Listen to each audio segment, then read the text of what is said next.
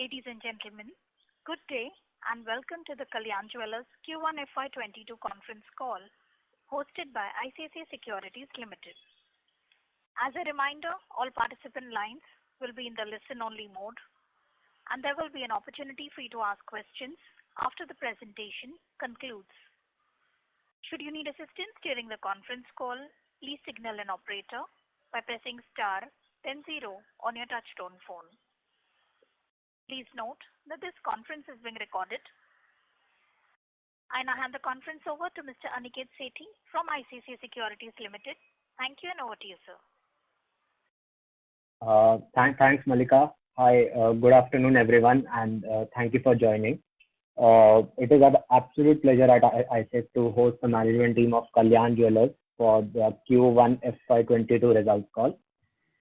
The company is represented by Mr. Ramesh Kalyanaraman, Executive Director, Mr. Sanjay Raghuraman, CEO, Mr. V. Swaminathan, CFO, Mr. Sanjay Mehrotra, Head Strategy and Corporate Affairs, and Mr. Ibrahim George, Head Treasury and Investor Relations.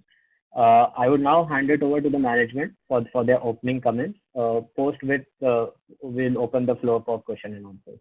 Thank you. Ramesh sir, over to you. Yeah. Good afternoon, everyone. This is Ramesh. I hope and pray that all of you and your families are safe and secure. I would begin by saying that the outcome of the first quarter has been above our expectations and we are happy with the performance. If you remember last time when we met, all our stores were closed and our estimates for the quarter were muted. We had expected a much slower comeback due to the severe impact of the second wave. I will start by giving a detailed overview about the just concluded quarter, which will explain why we are excited about the outcome. I will also be sharing quarterly and monthly data with respect to Q1 FY 2022, 21 and 20. Please bear with me if I am going to overload you with a lot of figures. Let me first begin with India. We started the new financial year on a very strong note and we witnessed high momentum for the stores which were open, and it was very similar to that of Q4 of the last financial year.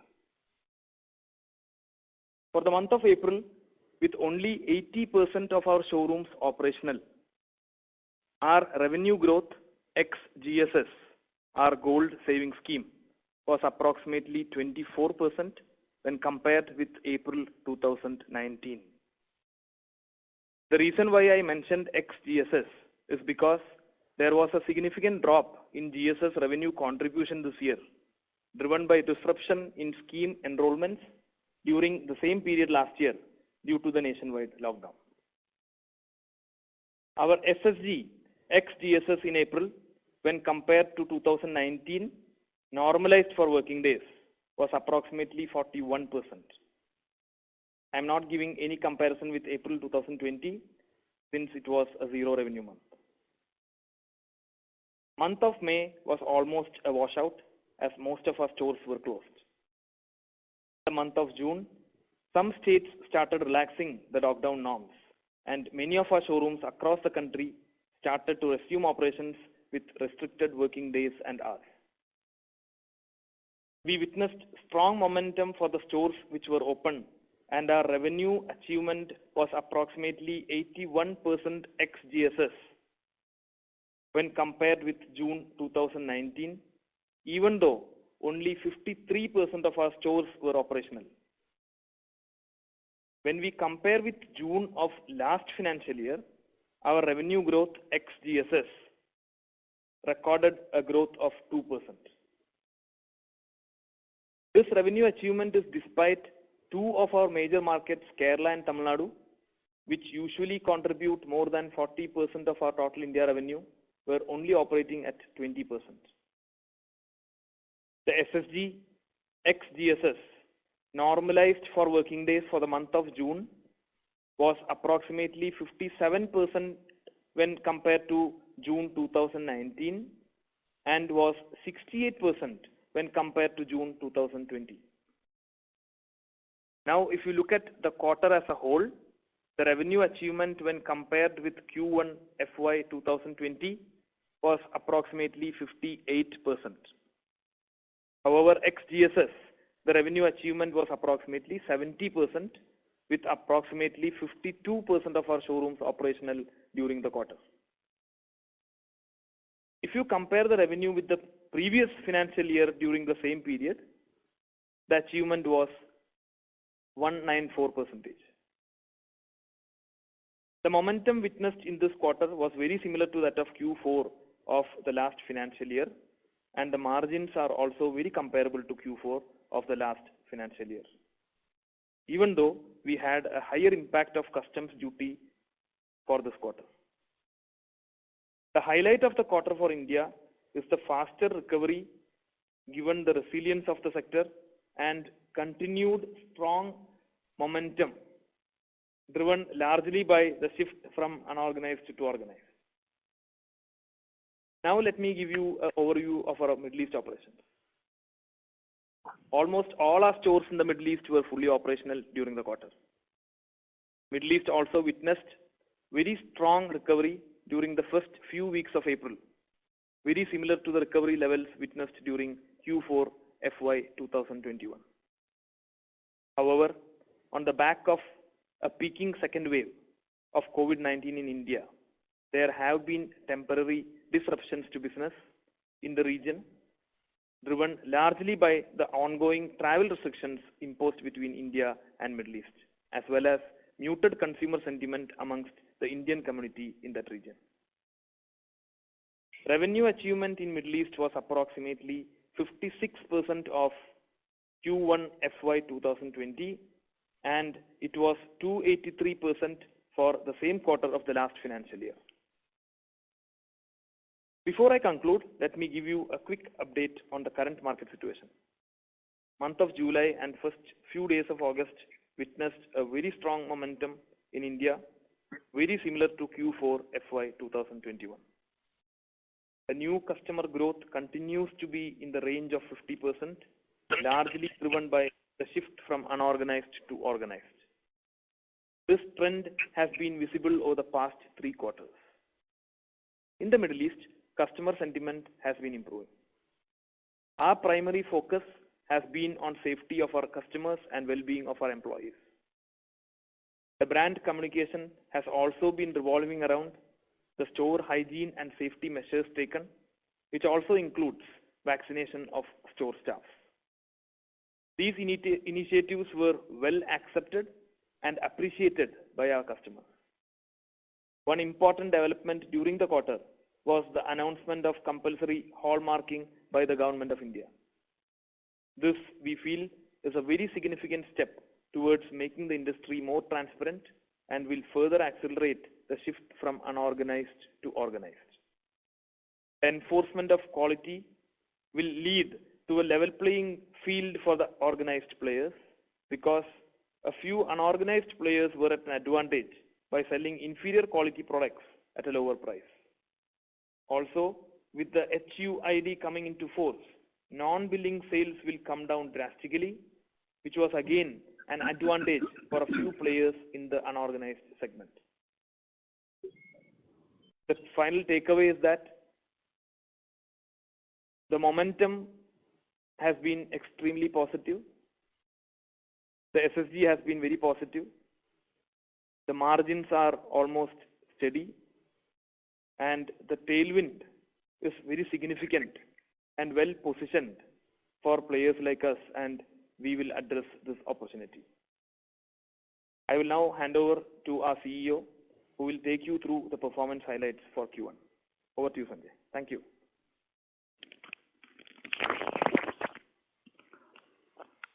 Thank you, Ramesh, and good afternoon, everybody. Hope and pray all of you and your families are safe and well. I'll start by giving you an overview of our India performance. For the recently concluded quarter, our India revenues were 1,274 crores, a growth of 94% when compared with the corresponding quarter of the previous financial year. and a degrowth of 42% when compared to Q1 of FY20. We booked a loss of 43 crores for the recently concluded quarter, compared to a loss of 77 crores in the corresponding quarter of the previous financial year. Our EBIT, earnings before interest and tax, for the recently concluded quarter was rupees 5 crores versus a loss of 9 crores at the EBIT level when compared with Q1 of the previous financial year. Moving on now about our My Kalyan initiative. The My Kalyan vertical continued to show good traction and contributed 23% to our total revenue and 37% to our gold savings scheme enrollments during the first quarter of this financial year. We have seen a lot of new customer walk-in, and the new customer growth is in the range of 50%. Now I shall share some information about our Middle East business. Our revenue for the quarter was approximately 340 crores, a growth of 183% compared to Q1 of the previous financial year, and a degrowth of 44% when compared with Q1 of FY20. This is after closing down 20% of our showrooms in the Middle East during the first lockdown in the previous financial year. We booked a loss of 9 crores for the quarter compared to a loss of 8 crores for the corresponding quarter in the previous year. Talking now about our e-commerce business, Candere. It posted a revenue of 24 crores during Q1 of this financial year versus 5 crores in the corresponding quarter of the previous financial year. And we had a profit after tax of 31 lakhs in this quarter versus a loss of 1 crore for the corresponding quarter in the previous year in Candere. Talking now about our consolidated numbers. On a consolidated basis, our revenue for the quarter was approximately 1,640 crores, which was a growth of 109% when compared with Q1 of the previous financial year. And when compared with the corresponding quarter of Q1 FY20, it degrew by 42%. Our consolidated loss for the quarter was 51 crores versus a loss of 86 crores in the first quarter of the previous year. During this quarter, we had no bullion sale, and our gold coin sale to retail and corporate business-to-business B2B customers was approximately 40 crores, which is about 3% of our total revenues. During the just concluded quarter, we opened 9 new showrooms, out of which 8 were in South India and 1 in the non-South markets. With this, we are now done with the opening comments and can open the floor for questions. Thank you. Thank you very much. We will now begin the question and answer session. Anyone who wishes to ask a question may press star and 1 on the touchtone telephone. If you wish to remove yourself from the question queue, you may press star and 2. Participants are requested to use handsets while asking a question. Ladies and gentlemen, we will wait for a moment while the question queue assembles.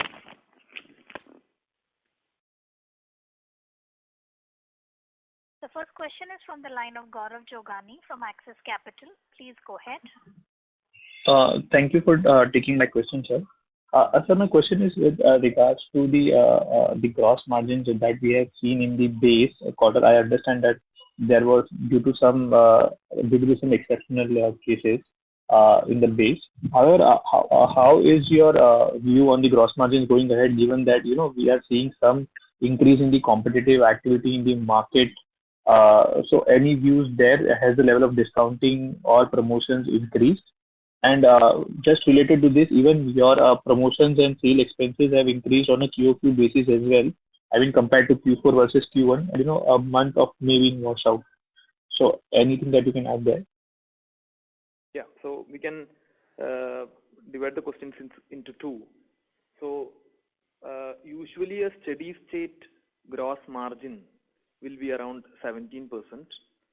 But that 17% is when your South, non-South revenue mix is 65-35. I mean, 35% revenue should come from outside South markets. And when your studded ratio is in the range of 24%. In this business scenario, what is happening is that we see heavy footfalls in the store, huge momentum in terms of revenue, There is disproportionate growth for plain gold jewelry when compared to studded jewelry. And the studded margin for the recently concluded quarter was in the range of 20%. And the South, non-South mix is also 70:30 instead of 65:35. So now, in this quarter, the margins are in the range of 14.3, even with the 20% studded ratio, and again with an impact of the customs duty loss because of the recently announced customs duty reduction by 2.5%. So this is about the gross margin. And if I heard you right, you are comparing with the gross margins of Q1 of the previous financial year? No, sir. So I understand that the Q1 base was quite high due to the sharp rise in the gold prices. One of gains like metal gain and the higher realization of making charges from customers because of abrupt increase in gold prices in Q1 of the last financial year. Yeah. So no. So my question was more with regards to the QQ only, not the base one. But yeah, you largely answered. So would you like to highlight how much was the impact due to this custom duty loss on the gross margins? Anything that you would like to quantify there? Yeah, so it's hard to quantify because it depends upon the gold metal value only, because there is a making charge component, there is stone charge component in the revenue which is there. So it is very hard and it is a delicate wherein we have to kind of tell you the exact impact, but the customs duty is 2.5%, which was reduced. And if you look at the total turnover, 15-20% goes away for making charges and stone charges put together. So then that should be the calculation. Sure. Studded ratio deficit by 2%, almost 0.8, 0.9% of the turnover. There will be a deficit of 0.8 to 0.9% because of that. Sure. And sir, on the sales promotion bit, I mean, there was a bit of increase even on a QOQ basis on the sales promotion bit, despite our showrooms remaining closed for a month in Q1. So anything that you would like to highlight there? I mean, usually the promotion expenses, if you divide it into 4 quarters, it will not be an equal figure. Q1 and Q3 will be a bigger spend when compared to Q2 and Q4. So if the advertisement budget is in the range of 150, 160 crore, our Q1 and Q3 will be in the range of 40, 45 crore, and Q2 and Q4 will be in the range of 30 crore. So that is a usual scenario where we do marketing. So it cannot be compared with Q4 is the limited point. Sure. Got that, sir. That's all from me, sir. Thank you so much. Yeah. Thank you. The next question is from the line of Avnish Roy from Edelweiss. Please go ahead. Yeah, thanks. My first question is on the international business. So the other large listed competitor, they are going into US and they are saying diaspora is extremely attractive opportunity. In 2018, you had said you would be opening 3 stores in US. So want to understand what is your thought process now. And on the stores shut in Middle East, what would be the long-term plan in terms of number of stores in Middle East? So regarding expansion in the US, we don't have any short-term interest in expansion to the US. We want to really leverage what we have created in the Middle East and India. India being a very big market, and already we are there in almost 21 states in this country. We want to really leverage for what we have created in India. Regarding Middle East, we are looking for opportunity. We are closely watching that market, and when the market is getting steady, we will surely expand there. That is the plan, and the expansion will be from the funds which we have in Middle East, and that is our plan. So we are closely watching that market. But one clarification. We are one of the top 3 players in the Middle East even today. One clarification, in 2018 you had plans of going to US, right? Has anything changed, or is it just prioritization of India now more than, say, what was in 2018? Yes. So we have full priority on the expansion in India, especially now, because there is huge momentum, there is huge traction from unorganized to organized, and we want to really utilize this situation, and we will be expanding in India for the next 2-3 years to the maximum. Sure. My second question is gold as an asset class. It is at the prices are at a 4 to 5 month low, and in comparison, real estate asset class, which has been dead for 10 years, is coming back reasonably okay terms, initial terms across the country.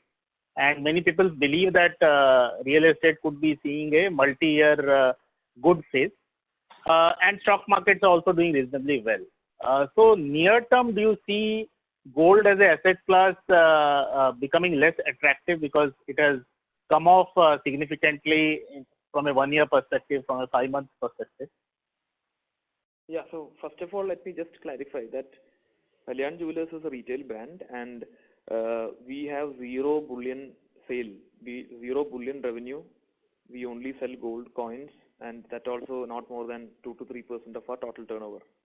So more than an asset class, we sell to customers who really want to wear and enjoy the product. But of course, when they buy something and the price is going up, they are always happy for it. But that is not the only reason why they are buying jewelry. More than investment, culture, tradition, religious reasons, occasions, etc. are influencing our sector more than only the investment point of view. Sure. Last question on affordable gold jewelry. If you could tell us what are the plans from a R&D perspective, and what percentage of your gold jewelry comes from the affordable, and what could it become, say, longer term? So as a brand for Kalyan Jewellers, more than 50% of our revenue comes from marriage and marriage related, wedding and wedding related. And affordable jewelry is always a part of our revenue share. It is an ongoing process. We keep making designs, we tweak it, we ensure we have enough product portfolio for and value for customers. It's a constant process as a jeweler. But will this become large enough, because competitor is focusing a lot of efforts there? No, we are also, meaning as a jeweler, when your primary focus, of course, is to get the trust of the customers. You have to really give a good factor for any customer who walks in. You have to meet his product demand. So how will you meet his product demand, he or she? You will have to really showcase products which they are looking for. So it is an ongoing process, and we also keep on constantly looking for that. We launch a lot of sub-brands under the main brand. Usually for all festives, we launch sub-brand which is related to that occasion or wedding, etc. And that's a constant process. And regarding gold price movement, which you asked, that is also a usual scenario for every customer. The customers have seen gold prices going up, coming down, etc. And certain customers the shopping cycle, they prepone because the prices have come down. Certain people postpone because they think the price will go down further. So it depends upon customer to customer. Okay, that's all from my side. This is quite helpful. Thank you. Thank you. The next question is from the line of Deepak Poddar from Sapphire Capital. Please go ahead. Thank you very much, sir. So just wanted to understand maybe from 1 to 2 year perspective. So in a normalized year, what sort of revenue growth we are looking at, or the normalized margins at the EBITDA level? Gross margin you did mention, but at the EBITDA level we are looking at. Yeah. So as I mentioned earlier, if the SSG is in the range of 7 to 8%, 6 to 8%, which is a normal scenario. The usual studded ratio will be in the range of 24%. Usual? The studded ratio will be in the range of 24% is the usual studded ratio if the SSG is in the range of 6 to 8% and your south non-south revenue mix is 65-35. So on a steady state, EBITDA of 9 to 10% should be workable. 9 to 10% EBITDA in a steady state. Okay. And on the revenue front, anything that we want to share? No, revenue, the kind of movement which we see now, to be very frank, in July, August as well, is extremely, we have never seen such kind of revenues coming. So it is extremely positive. So this is a clear shift from unorganized to organized. This momentum we have never witnessed. Only for the past 1 or 2 quarters we are witnessing. So if this goes like this, the gross margins will be in the range which we see now, maybe half or 1% better, but not more than that, because the plain gold demand is much higher than for the studded jewelry. Okay. But like previous peak, maybe last 3 years, 4 years, 10,000, 10,500 crores. So that is what we might look to kind of target this year. Yeah. So if you look at our revenue, we added 9 new showrooms now in the first quarter. That our usual per store revenue is in the range of 70-75 crores. So that itself is going to give us an additional, if you leave aside Q1, because Q1, you know that the showrooms were closed mostly. Yeah. So that itself is going to give us an additional revenue of 500 to 600 crore. Our usual SSG is only 6 to 7 to 8%, but now the kind of momentum which we see is extremely high. Next 9 months, given the current momentum, the revenue should be very exciting. Yeah, fair enough. I understood. Yeah, that's it from my side. All the way. And as I mentioned in the call before, Q1 to Q1, if you look at remove the gold saving scheme, the growth is 24% in April. Okay, and we are seeing the same kind of traction in June as well. So the growth is very sharp. Right. Yeah, sounds exciting. Yeah, on the way. Thank you. Thank you. We would like to remind participants that you may press *1 to ask a question.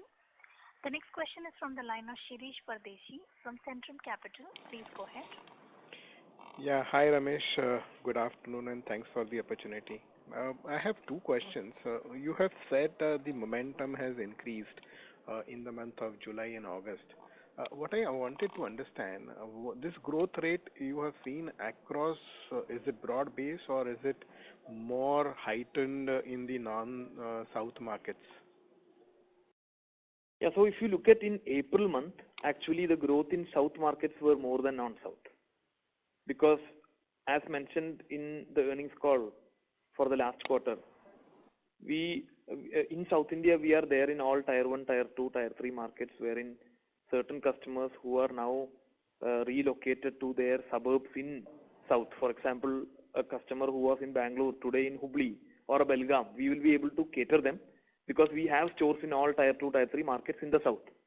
But when you go outside South, our showrooms are predominantly in metros and Tier 1 cities.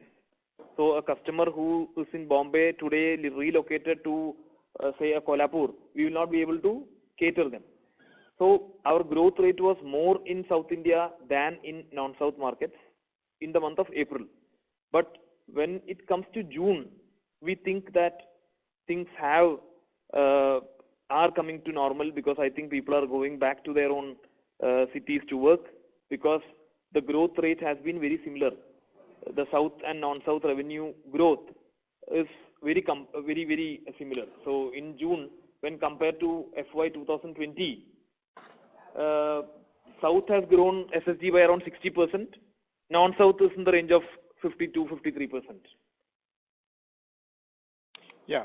Ramesh, my second question is on you kept on saying that the growth rates are also driven by the consolidation.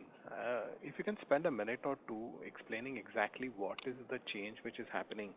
I mean, yes, we know hallmarking is become effective and that enforcement has happened, but which markets, which cities you have seen, or is it primarily in the non-urban markets the phenomena is shifting towards organized players? So we see this shift happening everywhere because we see a lot of new customers coming in, predominantly because of two reasons. One is there is automatically a shift from unorganized to organized, which was there imminent for the past many years. Now, especially, people do not want to go to crowded streets, small shops, etc. People want to come to standalone stores like Kalyan, where there is an automatic hygiene followed. Over and above that, the campaigns which we do also revolve around those advantages when they shop from Kalyan. And of course, there is a bit more momentum in the non-metro markets, maybe because of the temporary dislocation of customers to their native places. But otherwise, it is almost similar everywhere. And post hallmarking into force, we think that this shift is going to even more enhance. Yeah, the reason why I'm asking, when I observe the BIS data in terms of registration, I think the number of registration over last 4 to 5 months has gone up, is actually much higher in the non-South market. And you alluded saying that the non-South market growth is much higher. So I was just trying to connect these two things because I guess South has got more stores in terms of penetration, because traditionally gold is very inherent in the South India culture. Already South, already the organized market was in the range of, according to us, 50%. When compared to non-South, the organized segment had only 30%. So South moves faster than non-South in every way when it comes to jewelry. So maybe that is the reason. But for Kalyan, the South and non-South revenue growth, or the SSG normalized for working days in June, is very similar to South and non-South. Okay, but would you like to call out this change in hallmarking is more visible in the non-South markets? Yeah, so that's what. So BIS, if you look at South India, more than 50% or near to 50% is already organized. Okay, non-South markets are yet to be organized. Only 30% will be organized segment as of today. So we have a good tailwind for brands like Kalyan, wherein we will foresee a huge shift from unorganized to organized. Yes, you are right. Okay. My second and last question is on the industry discussion. What we found that, of course, the Gold Jewelry Association, they are putting a lot of efforts to get it organized and become more transparent. But what we also observe, there is strong industry lobby which is also pushing for delaying this certification in the non-metro markets for say a period of 3 months, so that the argument is that they will be able to finish their inventory. So how truthful, I mean, you are a leader and you are a participant in the industry. Do you think such efforts will go waste, or the industry will take a different view? And maybe potentially, do we see that because South is overcrowded, do you see the competition behaving abnormally? No, one thing is for sure. The government has already announced this is going to come as a mandate. It is already in effect. There may be temporary, flexibilities in terms of a few months. But we don't think that the whole decision is going to be changed, because it is really good for the country in two ways. One is that the quality is getting ensured. Two, this HUID code is going to make the transaction very transparent, because it is trackable. Right from the day of production, that product is getting tracked to that jeweler or the manufacturer, wherein the non-billing, etc., will not happen. So that is going to be anyway coming into the example. Correct. Hello. Yeah, Ramesh, I can hear you. Yeah. So where did I lose you? So You said that the non-billing portion will go away and you can actually track the customer. I mean the supplier. Yeah. So non-billing will really come down or reduce or may stop because of all this coming into action. So that is the only limited point wherein hallmarking is going to come. Of course, there may be some flexibility when there are negotiations with the government, but that is only a short term, right? Not more than 2 or 3 months. This is our view. Exactly. That's if there is a strong tailwind, I think the growth prospects for the organized industry is much faster and sharper. And the related question which I wanted to get from you is that the store expansion, what you have guided, the 18, 15, 20 stores, will that take a faster pace of opening the stores in second half once things stabilize? No, as of now, the 21 showrooms which we had planned to open, 9 are over. 5 more are almost getting ready, which will soon come into action.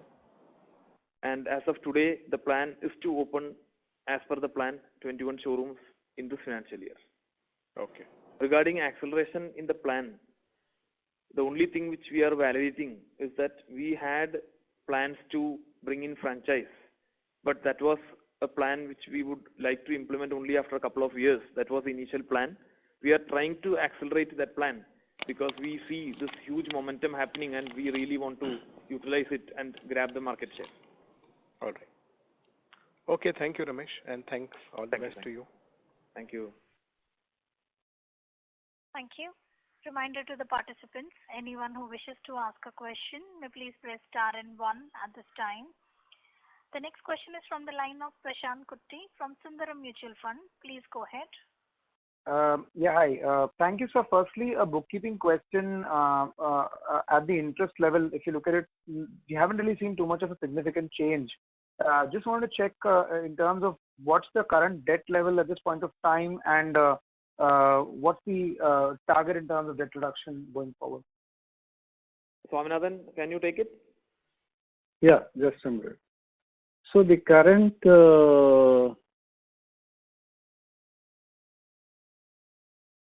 debt levels is on a gross basis is about 3,600 crores, and we intend to keep it at that level only. And it is pertinent to note that we have paid off COVID loans over the last quarter, and interest rates by and large will show a declining trend. I'm sorry, sir, I did not get what is the number of, what's the quantum of debt at this point of time? It's on a gross basis, 3,600 crores. Okay, gross consolidated. And this in the previous quarter, end of previous quarter was how much? Excuse me? As an FY21 end, what was this number? Or as a FY21, what was this number of debt? Yeah, as of FY21 end, the gross debt was about 3,400 crores. So we have seen an increase in the debt as of now. No, we have to we have to just factor in that this out of this 3,600 crores, 400 crores is gold metal loan we have taken by placement of deposits. So that is one-to-one matched by the deposits and loans. So you have to factor in that. So if you have to remove that, then it should be only 3,200 crores compared to 3,400 crores end of 31st March 21. Okay. So when you're talking about 3,600 crores of loan at this point of time, if I presume, I think last quarter you had said that the gold metal loan is about 1,400 crores. So that number is now 1,600 crores. Is that the right number? Yes, you are right. Okay. So of the 3,600 crores, about 1,600 crores is gold metal loan. Correct. And sir, what's the target for paying off a debt? So I understand the gold metal loan part, but X of that, what's the target to reduce the other part of the debt? Sir, like we explained, before IPO, our debt equity ratio was 1.7, and post IPO, it has come to 1.1. and our medium-term target of debt-equity ratio is 0.75. So we will move in that direction. Okay, sure. Sir, you just made a comment in terms of the July demand was very strong. Correct me if I'm wrong. If you kind of said that.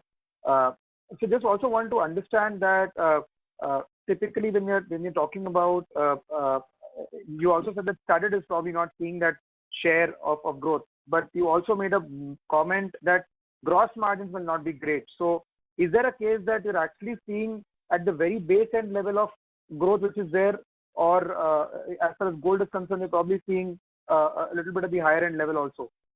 Because this gross margin at this point of time is still a fairly moderate number as compared to what we were doing in Q3 or what we did last year Q4, around the 17-18% mark which you're talking about. So just want to pick your thoughts on that. Yeah. So just before that, the debt question, I think Swaminathan was not very clear. So the debt level, we have actually reduced the debt by around 200 crore. Okay. And that is basically COVID loans which we brought it down. And the net debt with GML is 2626 and without GML is 1084.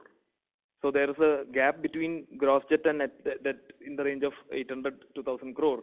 That is predominantly because of the cash deposits, etc. in the bank. So the net debt is 2626, out of which if you do it without GML, it is 1084. Okay. And regarding your question about the gross margins in July and the momentum, I would just clarify that the revenue growth which we see in July and August is very sharp. When the revenue comes from the unorganized market, the demand first is for the staple plain gold jewelry. The customers from rural areas are really coming into the store. For the first time when they shop, it is very hard for us to convert.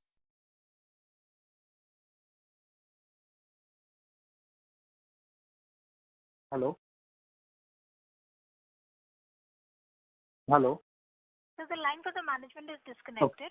Kindly stay on line till I reconnect them.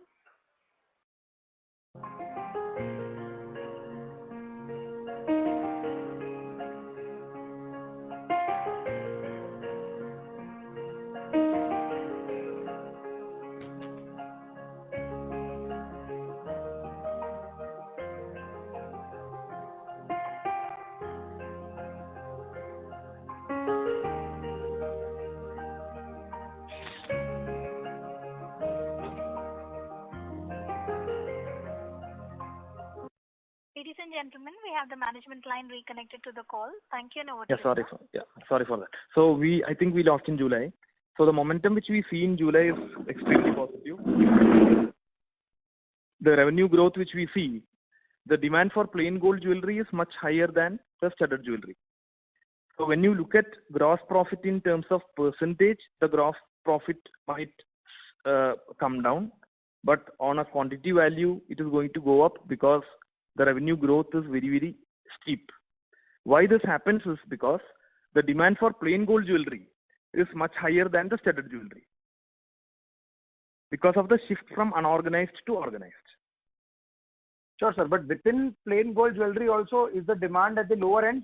Is what I'm trying to ask. Because basically, it happens at certain times wherein your walk-ins from the unorganized segment, when it comes, they come for the plain staple low margin products initially. So usually we actually upsell them to a better margin product in gold itself and also to studded jewelry.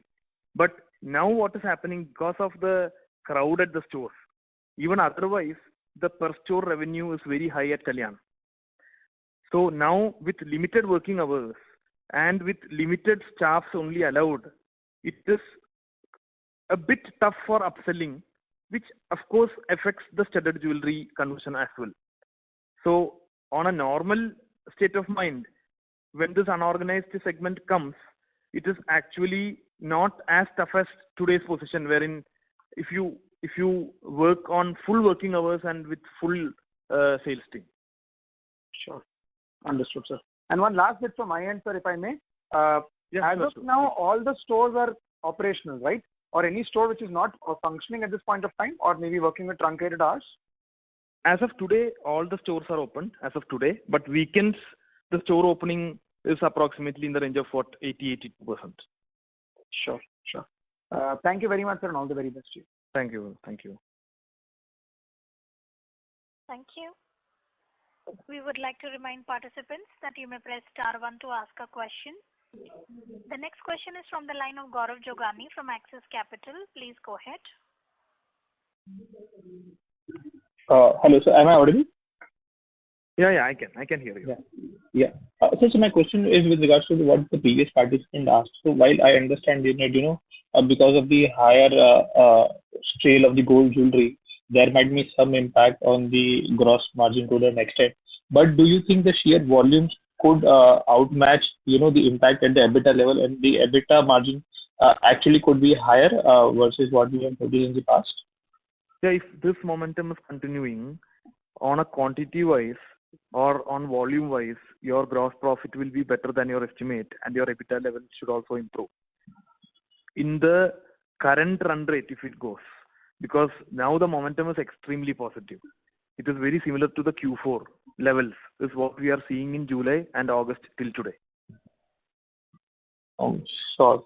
Got it. And sir, how much of this would you, allude to a pent-up demand scenario? Because while we have seen, the stores remaining closed and people trying to prepone their purchases for weddings and all. So how much of this would you allude to preponement of demand or a pent-up demand? Yeah, so more than pent-up demand, because if you see, there has been shifting of marriages from quarters to quarter, like Q4, certain marriages would have happened, which is now into Q1. Q1, certain decisions which would have been taken will move to Q2. So there has been dislocations in the demand.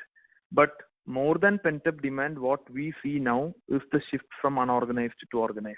We are visibly seeing it in the store. We are seeing new customer walk-ins. The new customer walk-in growth is more than 50%, and that we are seeing for the past 2-3 quarters now. So pent-up demand is one way to look at it, but we think that more than the pent-up demand, it is because of the new customer walk-ins and the shift from unorganized to organized. Sure, sir. Thanks. And one last bit from my end is that the Middle East margins now have been quite strong over the past the 2 quarters that we've seen. So how much, according to you, is sustainable, and what should be a steady state margin levels for the Middle East business? Yeah, the Middle East, the pre-COVID margins were in the range of 13 to 14%. And post-COVID, the market has really consolidated to organized players. A lot of small players are winding up. They have come out of the market, etc. There has been consolidation in the market. And now the gross margin for the past 2 quarters are in the range of 17 to 18. So this should go forward in the range of 17 to 18, unless and until the market totally revives back and all those small players again come into action from India, etc. But for the next couple of years, we think that this margin is sustainable. Sure, sir. Thanks again for answering my question. That's all from me. Yeah, thank you. Participants, to ask a question, you may press star and 1 now. The next question is from the line of Manoj Menon from ICICI Securities. Please go ahead. Hi, team. There are a lot of questions on hallmarking already. So I have only one more subplot question on that. In this one short term and one medium to long term. In the very short term, which could be few months or a few quarters, doesn't really matter. Is there a scenario of because of the inventory liquidation necessity, significantly higher price offs? At least that's what I believe I'm observing as a consumer. On a lot many more 3%, 4%, 5% sort of consumer communications which jewelers are telling me. So that's one. So how do we think about that? But having said that, I'm also aware that there is a life cycle value of the consumer whom you are incrementally recruiting. So it's a very very short cost, for a longer term benefit. That's one. Second, once the dust settles in some form, two sub questions there. How do I think about, this at 12 months or 18 months from today? Because history tells me that, Indian entrepreneurs are, very, very creative, and so the evolution is not necessarily, very disruptive. So just some thoughts on that actually. Second, once the level playing field actually happens, the equilibrium would then shift to designs and brands, etc. So how do we think about it? So a lot many more brands will spend more, to up themselves, or which probably is linked to the earlier question. So how do we think the medium term? Thank you, sir. Yeah. So Manoj, first of all, hallmarking on a short term or a midterm analysis, you know that more than 70% of the business is with unorganized segment even today. However hard we push, that shift was this come only to the extent of 30% for the past many years now. Okay. Now, if by some way this acceleration is further kind of going into a level where this becomes ulta, meaning 70-30, because of enforcement of hallmarking, this is a big change for organized players. So hallmarking, what is the impact? Number one is that quality is getting standardized. So now there might be a lot of unorganized players who have low quality inventory. If they have to move it to hallmarking inventory, they will have to melt their existing ornament. They will have to add that quantity of gold and then make hallmark jewelry, right?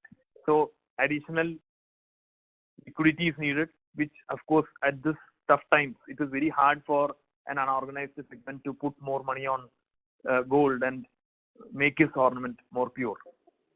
Otherwise, he will have to reduce the quantity in the store, which is actually going to be a bit tougher in a short-term, mid-term for unorganized segment. The second thing is that, there is lot of non-billing which happens in our sector. How can a non-billing happen? Only if you have stock which is not in your books, you can do a non-billing, right? So now what will happen? This unaccounted inventory, if it has to be hallmarked with this HUID code, how will it happen? So there's no account source for them to bring that inventory into their display.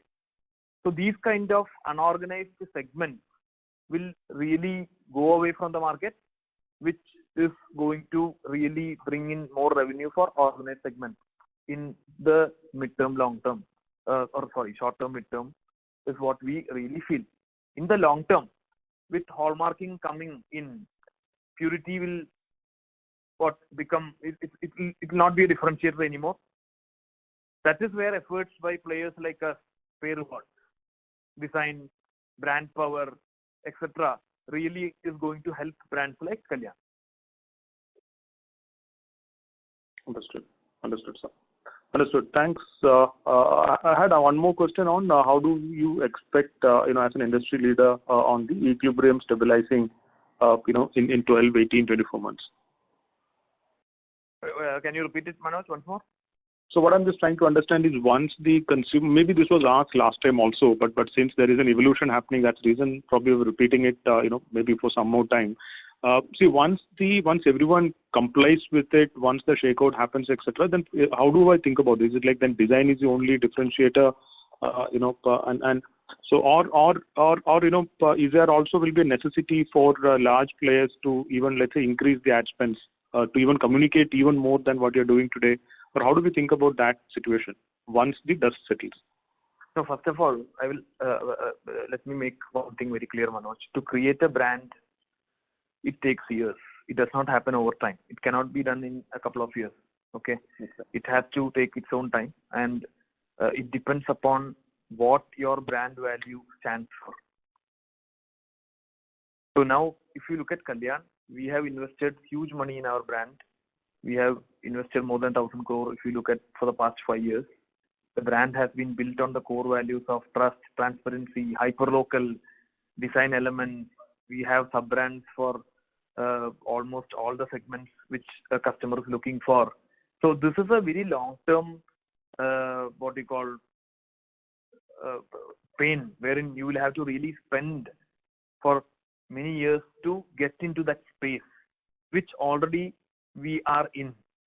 So now it is a utilization period for us, wherein if the shift comes from unorganized to organized, Kalyan will be in the front row, because it will be unorganized to organized.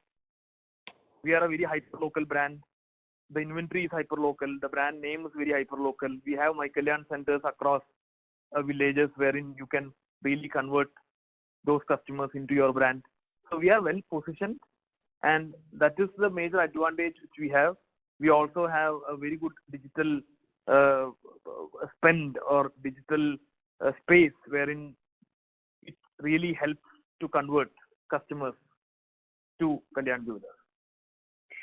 Sure. Thanks. Thank you, Ramesh. Malika, are there any further questions? Otherwise, it's already 3:01, little more than an hour now. If no further questions, we can hand over back to Ramesh and team for the closing remarks. Yes, sir, there are no further questions. Yeah, thank you, Manoj. So I will just end the note by saying that the momentum is very high. We see very good footfalls. The gross margins are almost steady, and we look forward for this momentum for the rest of the year if things are almost in the similar lines.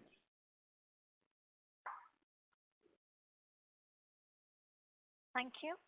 On behalf of ICICI Securities Limited, that concludes this conference. Thank you for joining us, and you may now disconnect your lines.